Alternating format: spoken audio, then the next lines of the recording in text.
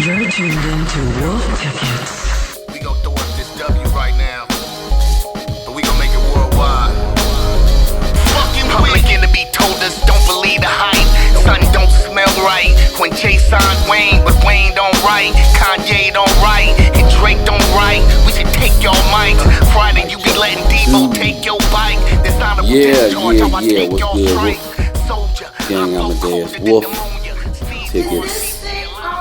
It's on. Hey, where's Jaguar Wright? Everybody's where's Jaguar Wright? I'm missing. Well, she's in the building because in this episode, today's episode, we're gonna get into a few things. I don't even have my proper notes, but there's a couple of things I'm gonna talk about, and you know, I got to get Jag's perspective. I'm sitting over here, just really going over what's the pertinent information that needs to be spoken on. Again, this is WolfTix. Wolfgang Amadeuz here. Special guest Jaguar Wright. So not missing. And not missing at all. These trolls, they're a piece of work. If they only looked for the truth as much as they look for me. Well, yeah, there's a disinformation campaign out here. So we're gonna talk more about that. But right now, what it is though, Wolfgang Amadeuz, WolfTix, this episode, I'm just bringing it back. I'm revitalizing this whole platform that I have here. And the platform essentially revolves around hip hop. And what is hip hop? Hip hop is I used to have it all down. I don't even remember what I used to say, but I used to have it like hip hop. Hip hop consists of the 9 elements, and it's higher infinite power. Now people, I gotta go back and listen to how I used to open up and just give all praises to hip hop. And you can say hip hop is God. You can say hip hop is that. You can say hip hop is the universe. Whatever you want to call it. You can hand me that ranger there. What is that? I might as well. Yeah, y'all. I appreciate y'all subscribing. And we gotta get to 10K. We need more on the set. Well, let me break it down. WolfTix is a podcast. It's featured on the set, but it's separate from Set in the West. But it's on the set. So WolfTix is just me. It'll be me jagging out on this hip hop shit. That's pretty much that's what WolfTix is. That's what I call WolfTix. Oh yeah. So let's set it up. Let's start off. I mentioned some time ago about Lil Wayne going into the booth to get Kendrick. That turned out to be some bullshit. Yeah. Joe Budden, he's the one that started that, saying that he heard that Lil Wayne in the booth because when K-Dot said what he said on Black Town Heroes about Lil Wayne, him disappointing Lil Wayne. Well, yeah. Isn't there a ghostwriter strike? I think it is. There's a ghostwriter strike. So he made a comment about him. Just he said the irony of him getting the Super Bowl. K-Dot getting the Super Bowl is he let Lil Wayne down. He used to be whatever. It wasn't taken to be like a diss in my opinion. But it shouldn't have been taken as a diss at all. Used to bump the Carter 3. I held a chain crowd. Irony got big. My heart will let Lil Wayne down. And you know what? That was a very clever line, and it highlighted something that I don't think anybody's really paying attention to. The fact that Carter, that Lil Wayne, Mr. Carter, he was talking about repping it and the chain and all of that stuff. All of those lyrics were written by Gilly the Kid. Yeah. It wasn't. That wasn't your hero. Wayne wasn't your hero. No. If you're praising the lyricism, then you have to praise where the lyrics came from. See? Even you're allergic to bullshit. I am. That's why I'm sneezing. It's. Yeah. That's what it is. But he let his illusion down. Is really what he said. Got it. He let his illusion down. He said Wayne didn't appear to take that kindly to the song as he fired off an angry post. Yeah. Talking about, man, what the F did I do? I just be chilling and they still come for my head. Let's not take kindness for weakness. Then he warned, let this giant sleep. I beg you all. No one really wants that destruction. Not even me. But I shall destroy if disturbed on me. What giant? He talking about Rock Nation? I don't know which giant he's talking about. Guess what? He wasn't no giant when he had to run the Desiree Perez and ask for help. In the beginning of this, that ain't no giant. In the beginning of this pod, you heard Raz speak on a joint that I produced. I'm proud to say I produced this joint with my boy, rest in peace, Drew Infinite, and it features Raz Taz and Black Diamond. Raz said it. Public enemy told us don't believe the hype. Some don't smell right. When Jay signed Wayne and Wayne don't write, Kanye don't write, and Drake don't write, we should take y'all mics. That part. Now, everybody's so upset about bullshit. Now, like I said, Lil Wayne, it was claimed by Joe Budden that Kendrick had ignored a phone call from Wayne to address the matter after Weezy went in the booth to record a response track. But allegedly there was no record, and it ain't nothing happening. Budden is starting to sound like a tough ass Danny to me. There you go. It's starting to sound like Joe Budden threw some bullshit out there, hoping to spark something, and then sit back and pretend like he wasn't the one that started it. Your disinformation is. It ain't information, right, G? Yeah, man. Come on, Joe. You know what it is. Y'all come on, man. They need to start a rap war. Yeah, they need to start a rap war so Mr. Carter can speak away, hoping that he can continue to keep intimidating everyone away from the truth. It's only obvious. You can see all the signs. On another note, I got word that they defaced Kendrick's mural again, since we're talking about blacked out murals. This is ridiculous, y'all. Kendrick ain't got that much hate in the city. I kind of know who's behind it. We're going to go there and we're going to find out what's really good. Because who's selling wolf tickets? Yeah, who's selling wolf tickets? Does it sound like Joe Budden selling wolf ticket? It sounds like Wayne selling wolf ticket. Why is Joe Budden speaking? And baby, ain't all three of y'all. Where's all three of y'all? And other news, I'm just getting to the feature right now because, I don't spend too much time woofing. I got something to say about Fat Joe. I just find it funny. Shout out to Fat Joe's ghostwriters. But Jag's about to go in because so for those who don't know, Fat Joe made a comment about he's basically taking shots at Tariq Nasheed and talking about hip hop. Number one, he said something outlandish last year where hip hop was started by Puerto Ricans and blacks. You know what? Stop. He's neither. Right, because on his arrest record, when he's as race, and then Fat Joe, you got some explaining to do. You coming after a cat that has a movement, but what have you moved? You have the audacity to call Lord Jamar the wackest dude in his group. You can't even live up to the memory of a dead man. Pun is still better than you. Fat Joe, I've never bought one of your records, but I did buy Fat Joe. I did buy Pun's record. In fact, I bought the album. Punisher. It was a Capital Punishment when it was like I was back then tapes. I had bought that tape, and it was I bought it. It was so dope because they packaged it like in a cigarette box. Mm-hmm. That was very clever. I remember. I worked the street team. That's dope. Project. I was proud, and guess what? It was easier to push Pun's records than it was Joe's. Well, because we're gonna get into the Joe stuff, but let me give it up for Pun because I remember my boy at the radio station at USC, and this was back when I was really getting my feet wet and freestyling, and that same radio station. I think a week later, we battled. Well, I ain't gonna say we. It was really just me and the homie Explicit. Did it always just you? Well, I'll tell you a story about that. I'll tell you a story about that. That's funny. I'm gonna put this cat on blast too. But no, so I'll get back to the Pun situation because that was funny. Look, my boy, we worked at security spot, but he was a football player at SC. But he also he ran or he had a radio show for the campus for USC. Mm-hmm. So we used to just go up there and freestyle. Like it was straight up like raw. Like we go up there freestyle, no cap. Like we took a hat and just wrote down a whole bunch of subjects, and everybody would pick from the hat and start spitting. That's how raw we were. Yeah, we were some real MCs. Now my boy, he wasn't one of the tightest ones. He said some ish, and every time you get on the mic, people will call up, dude, get off the mic, you're whack. They called him out. They called him whack, and he started selling wolf tickets. Fuck that, y'all come up here, y'all, you come up here next week and whoop, right? Like he's talking all that shit, talking about some we can battle, whoop. He was battling Low Key from the Have-Nots. Well, no, he didn't battle Low Key from the Have-Nots. Low Key from the Have-Nots actually was the dude that called in. And this is how me and Sherman are cool. This was before I even met Sherman. Sherman was part of a group called 2,000 Crows. The 2,000 Crows showed me love. They showed us love. So during that battle, or not the battle, before the battle, the old boy called out and y'all come up here and whoop, we gonna see. We always serve y'all. Whoop. I said, all right. Well, he obviously don't see niggas. That's a whole nother story. I go to his house that next week because I'm like, okay, we about to be up there. We're gonna do what we need to do. Pulled up, called him, paged him, called his mama. He did not come out. He didn't show up for battle. He did not come out.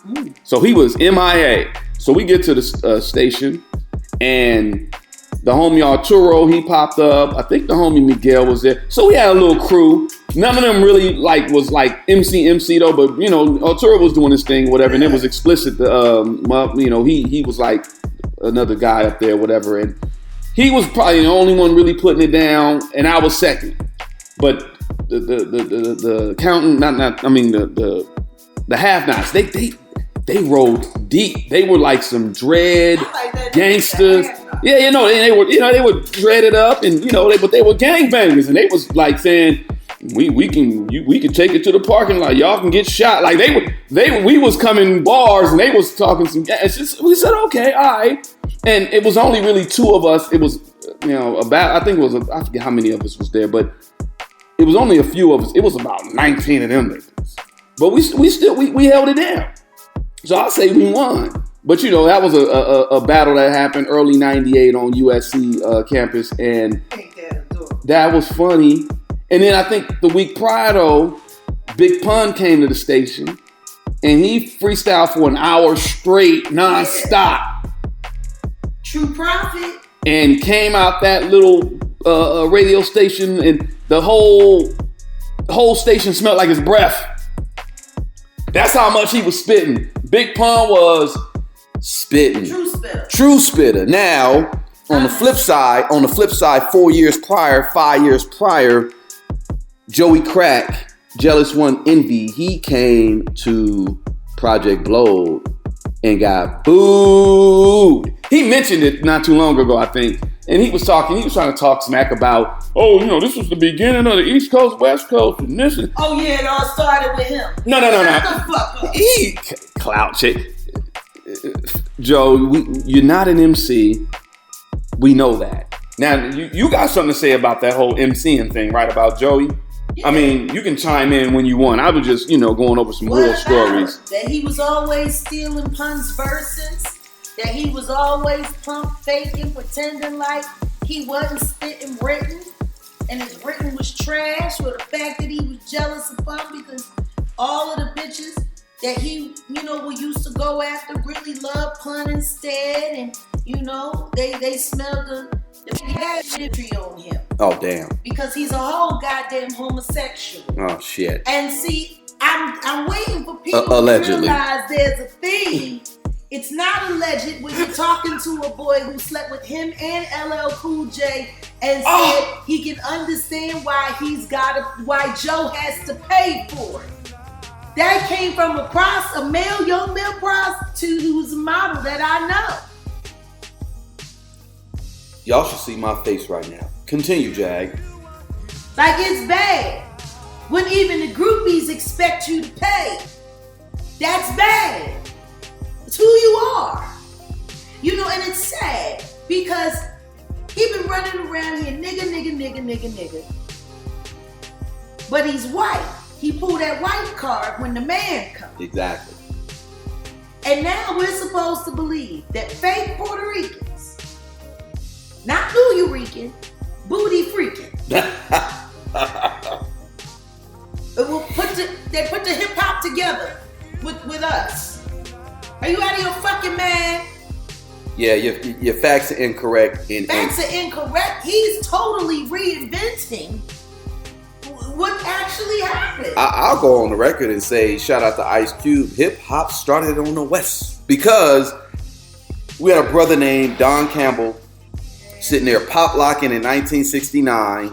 That's where you got Fred Berry, and that's where you got the Lockers, because he was like a trained classical dance, but he came up with locking in 1969 here in LA. He's from Fresno. Now he went on and got on Soul Train, and the nigga twins, that's Kool Herc's dancers, they will tell you, we learned how to do our little stuff from watching this guy named Don Campbell on Soul Train. So wait, Kool Herc is the father of hip hop, and he's the father of hip hop, but his dancers will tell you where they learn how to get their style from. A guy, anyway. I don't want to mess up y'all timeline. You know what's sad? It doesn't even matter what the timeline is. The fact that we're still arguing about the fact where hip hop originated, and yet it seems, if you look at the timeline, it was being duly affected on both sides.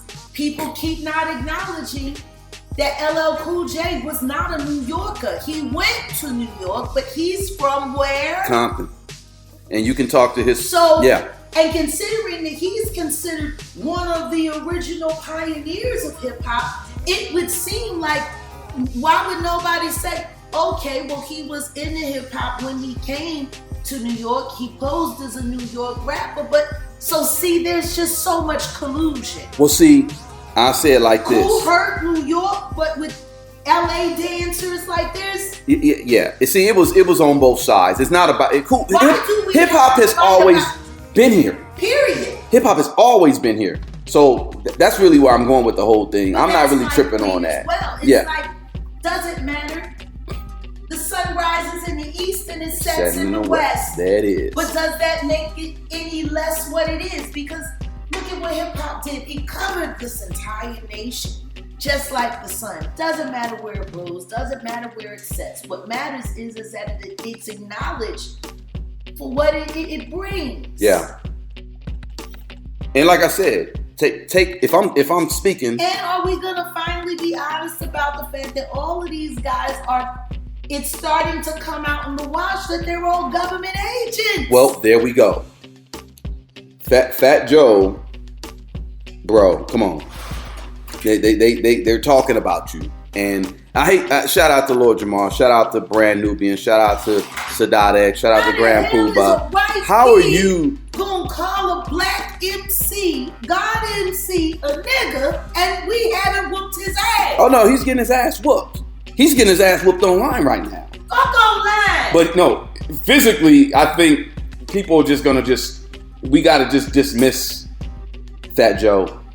We just gonna send you off to you're not part of the culture. Take him down to the Bronx Zoo and put him in a cage and let people throw rotten things at him.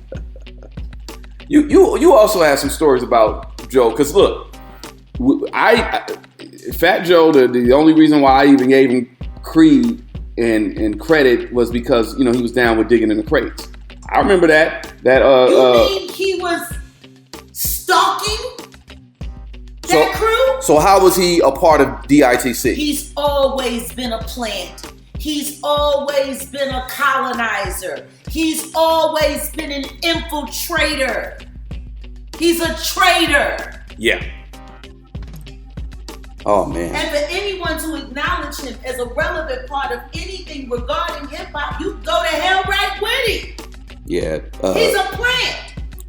Joe, you cannot speak for the culture. I'll just say it like that, Joe. Yes, he can. He can speak for the destruction of it because that's what he's been a part of.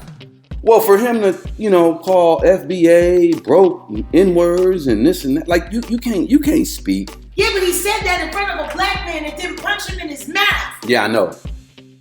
Just like that weirdo white guy with Charlemagne talking about Kendrick. Shows. What the hell is going on with this? The Spineless Brothers. Spineless.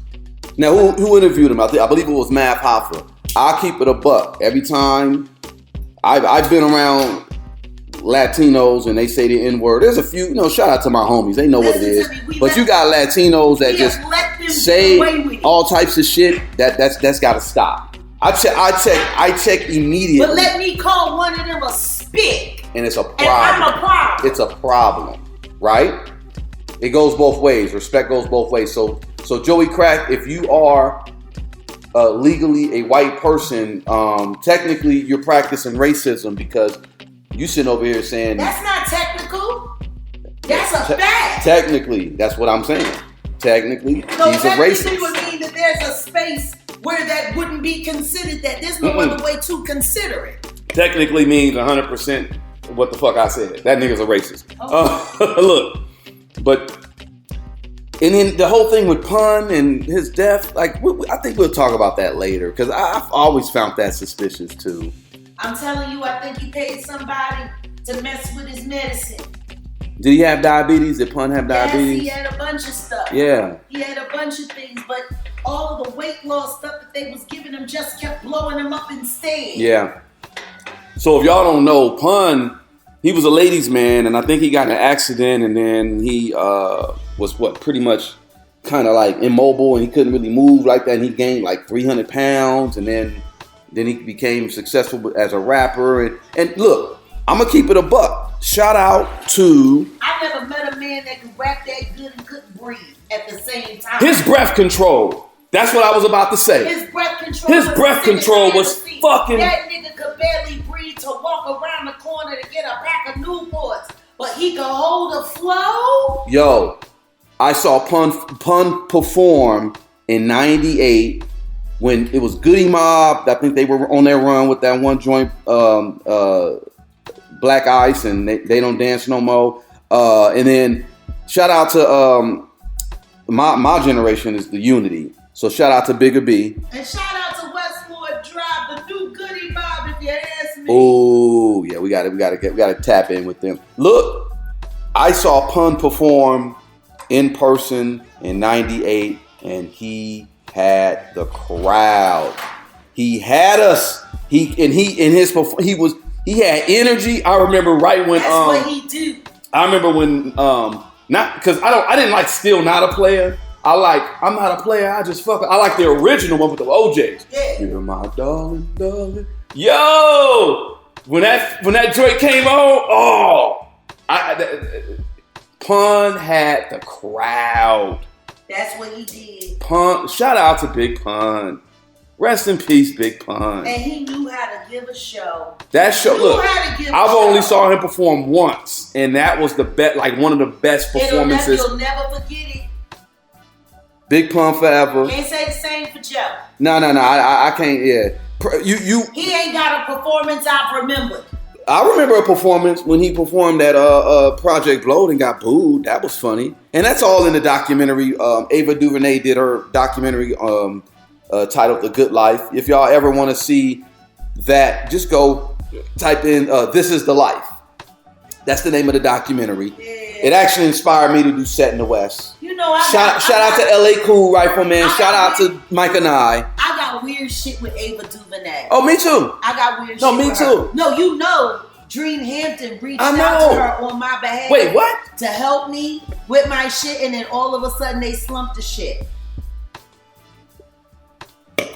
Well, they put a plan on me, Sharon Monet, to help me write the woodshed, to make sure that the Carters weren't slandered in any way. They did the whole thing, and they told me that Ava promised that she was going to help me fight my case because what they were doing with my child custody, which was all talked about in my book, and then the next thing you know, the fucking bitch went ghosting me.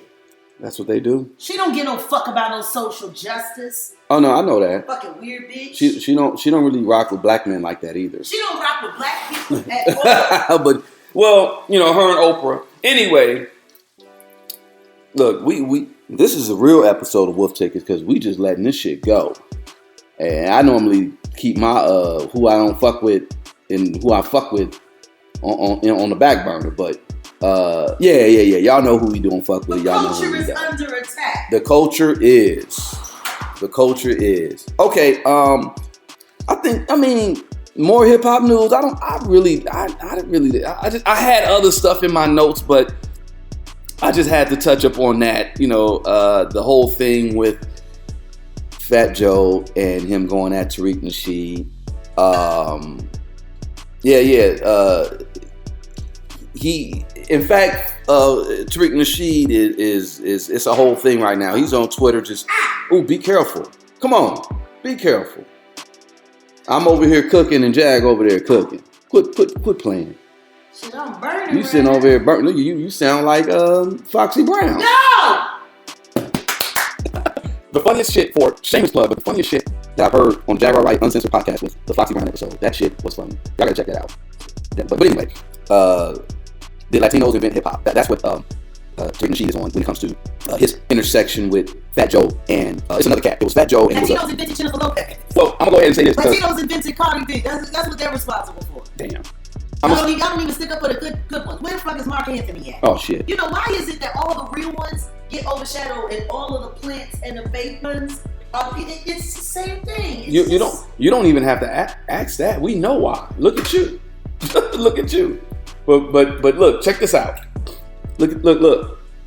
I think it was a guy named Joe Conzo They was calling him Joe Colonizer. I think he and Fat Joe are cool. But he was going after Tariq Nasheed's documentary, Microphone Check, which I still got to check out. I ain't checked it out. And yeah, he's talking about the origins of hip hop, and he goes back to Pigman Mark. Was a guy Pigman? Like he was the first rapper. Pig Feet Mark. Something like that. Yeah. And you know, even with Set in the West, I kind of was just throwing hints at like it really ain't even about race. It's just about who are the originators and who get the opportunities. That's it. And I said it this. East Coast is like what Napoleon said, history is a group of lives agreed upon. So they agreed upon it being 73, August 11th in the Bronx. It started here. Cool, we got that. Y'all not giving Philly its props though. Y'all definitely not giving LA its props. Raped and robbed, and Philadelphians let it happen. And then I'm gonna end it with this. The only legacy of Philadelphia music that was held pure until the Roots decided to help let Jay-Z colonize all of Philadelphia rap was my uncle, Kenny Gamble. And then they put the CIA in there in Philly International Records. Jag, that we're on the same wavelength because that's exactly where I was going with this conversation as far as CIA involvement and the term gangster rap. Because I think the term came out of supposedly Ice-T. But Ice-T, and I broke that down. He learned, he got his cadence from the PSK, Parkside Killers, remember? And ain't that a Philly, yeah. Aren't they Philly rap? My friend Jesse. EST. 3 times dope. Yeah, Schoolie D. See, Schoolie D, I fucks with all that. When I was doing all my research on, I said, where did they get this cadence from? Because the Eazy-E got it from Schoolie D. Ice-T. Ice-T got it from Schoolie D. Yeah. Parkside Killers. I love it. But that's what I'm saying. A lot of people are being left out of the conversation. PSK. People always say, what the hell does that mean? One by one, I'm knocking you out. That's just an iconic ass. I can't wait to introduce you to Jesse. That's Schoolie D real name. But Nice. He goes by Patrick now. I don't know why. Oh, well, maybe, he squared up. I ain't mad. Shit. No, that's his government name, not from that Jewish one he got that baby with. But anyway. Oh, damn. Okay, but the CIA involvement in gangs, which I'm actually going to do the documentary. No different than with the Black Panthers. With the Black Panthers, the CIA involvement with this gangster rap, so-called gangster rap, because Ice-T, he said he coined it reality rap, but then the media, which, CIA, decided to call it gangster rap. Now, what we got now is people who claim to be careful. She's still over here cooking. Okay, I know what I got to do. We got to get those mittens. You over here playing. I'm gonna go Army. I see. Look, the CIA, they put plants in strategic places. Now, shout out to Tariq Nasheed, but Joe, I'm under the impression that you're for sure informant and you're an agent. I'll just say it like that because you're not really doing anything to move the culture forward. You're with this narrative to say people of color, black people, native black people of this country didn't start, and it was this. You're running with a lie. You're straight running with a lie. You need to be admonished from the culture. And that's all I gotta say. I don't want to make this whole thing too long. I keep WolfTix down. There ain't no reason to be yelling and screaming and doing all that. This is WolfTix and special guest Jaguar Wright. You got any final thoughts? Yeah, when are black people gonna start acting like black people and stop letting colonizers come in and screw over everything and mess over everything and act like they don't know that they just sit there and letting this stuff happen? The only way Fat Joe gets away with what he's doing is if we let him. Indeed. And we're not letting him no more. This is WolfTix. Peace.